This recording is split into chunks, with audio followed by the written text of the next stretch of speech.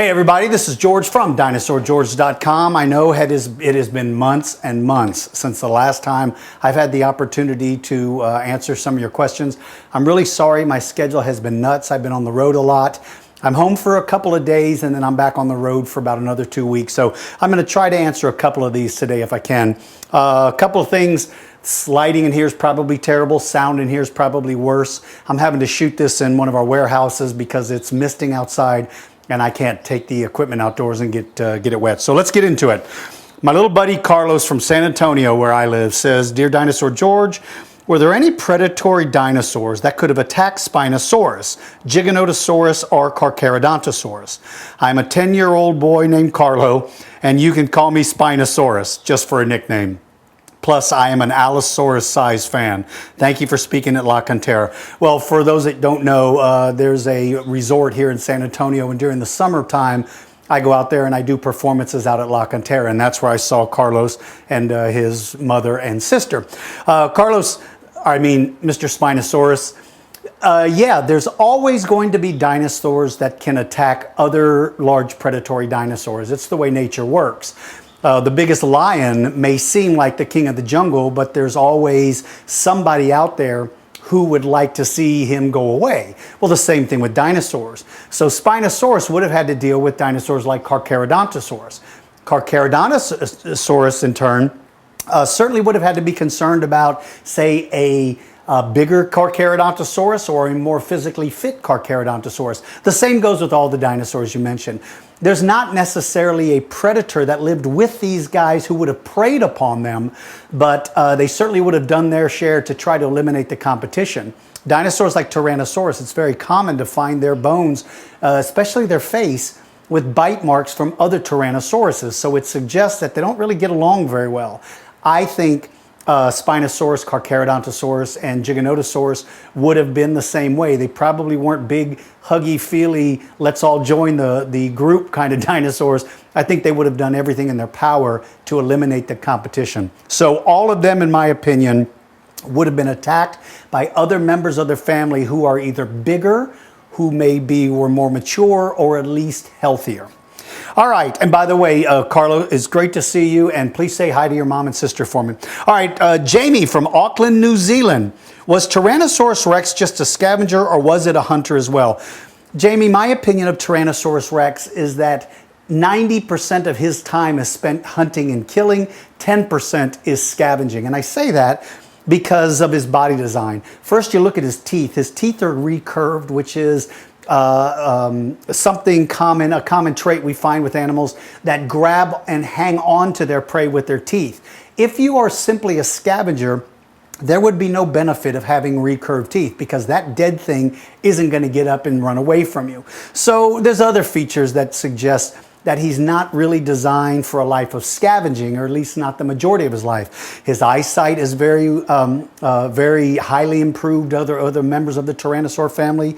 The placement of his eyes at the front of his skull with forward vision is a very clear indication, to me anyway, that that guy is needing to judge distance and depth, and that's indicative of a predator.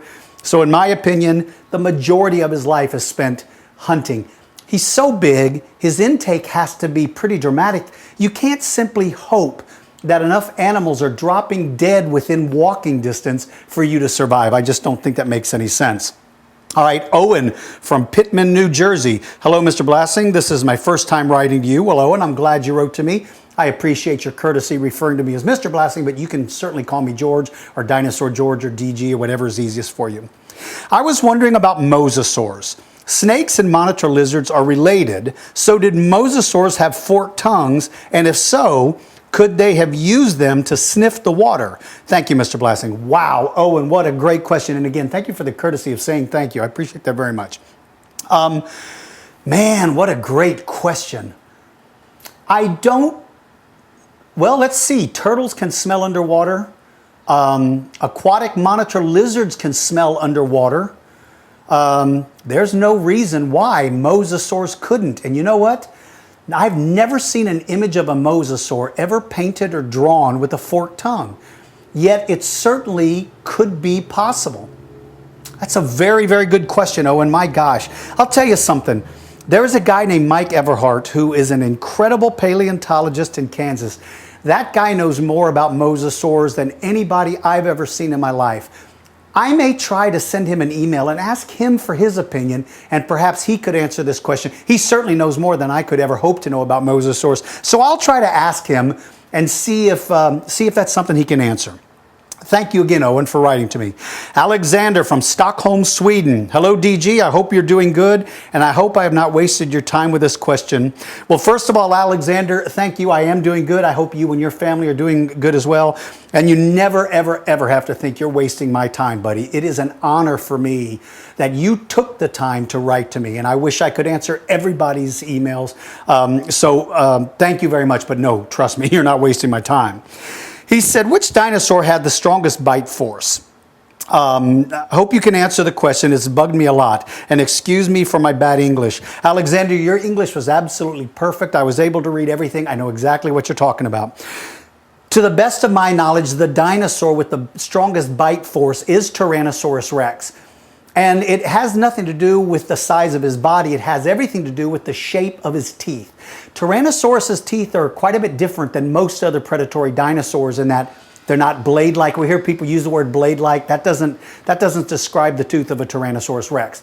Their teeth are more like big, roundish spikes. Railroad spike is a better analogy for their teeth. They're made to be able to have a tremendous amount of pressure applied to them without breaking under stress. So their bite force is stronger because they have the teeth designed for it. It's like this. My favorite dinosaur is Allosaurus. Well, Allosaurus had a very powerful bite force, but nowhere near the strength of Tyrannosaurus, because if he did have the jaw muscles of a Tyrannosaurus and he had that kind of bite force, he would shatter every tooth in his mouth if he bit down on, say, a really large back vertebra or a femur or something like that. So Tyrannosaurus's bite force is the strongest. And the best that I remember, if I can remember, it's something like 1,000 pounds per square inch. Maybe, gosh, maybe that's low. Maybe it's 3,000. I don't know. Somebody that watches this video could probably chime in and give us what the actual bite force is. Finally, Dave from Ottawa, Ontario, Canada. Hi, George. I really enjoyed first seeing you on Jurassic Fight Club, and the YouTube videos are great. Thank you, Dave. That's very kind. Dave, let me tell you something. I was recently in, where was I? I was in Edmonton. I was recently speaking near Edmonton. One of the things I discovered is people from Canada are so incredibly polite. So it's very polite of you to tell me that you enjoyed Jurassic Fight Club and that you enjoyed the YouTube videos. You just keep it up. Canada continues to remain my second favorite place. I'm sorry, but I'm from San Antonio, Texas. I have to admit Texas is my favorite place. All right, where do you stand on Jack Horner's recent proposal of various species being growth stages of a single species? He covered the Hell Creek fauna in a National Geographic special. I've always thought that various allosaurs from Fragilis up to Saurophaganax could be different age members of one species. What do you think? Dave, very good question. I agree, but I disagree with Dr. Horner. I agree that when it comes to some of the ceratopsians, Triceratops is a perfect example. At one time, there was something like 25 species of Triceratops, which I don't think is accurate because they're basing those new species on something as simplistic as a variation in horn or a variation in frill. And those variations, in my opinion, were relatively slight, and yet it didn't, in my opinion, justify giving them a brand new name and saying, hey, this is a different species. Now, when I disagree is when he starts looking at things like Pachycephalosaurs and Stygimoloch and some of those guys. In my opinion, I think he's pushing the envelope too far in suggesting that each one of those just represents a different time frame of life. Let's say, take a human, for instance. When we're born, we look just like an adult, only we're much smaller. When dogs are born, they look like an adult dog. When cows are born, they look like a cow. When elephants are born, they look like an elephant.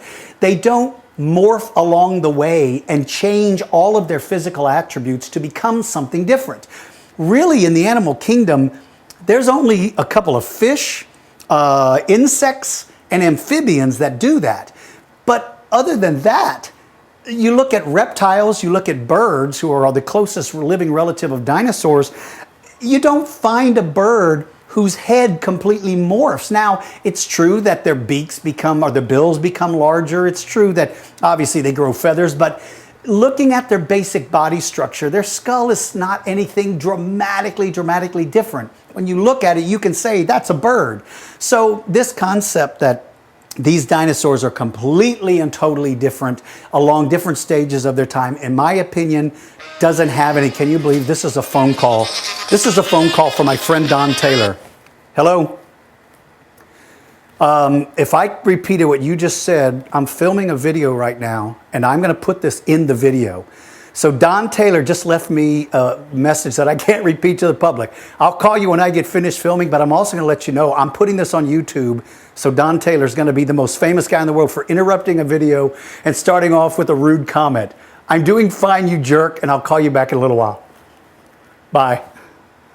Okay, that was not staged. That's actually Don, my best friend, who called me and interrupted this. So anyway, finally getting back to what I was getting back to what I was saying. I think Dr. Horner may have pushed the envelope. I don't think these dinosaurs were magically morphing into different things along the way. And most importantly, I don't believe their brains were moving into different places of the head, and I don't believe the brain was morphing differently. I think that stretches it too far. But I do applaud him for bringing to the forefront the idea that sometimes we're eager to name a new species on very limited information, when we should probably be a little more aware that that dinosaur has probably already been discovered and fits into a different category. Okay, if you guys have a question, please feel free to write me at dinosaurgeorge.com and click on the Ask Dinosaur George page. Fill out the form and send it to me. I'll do my best to answer.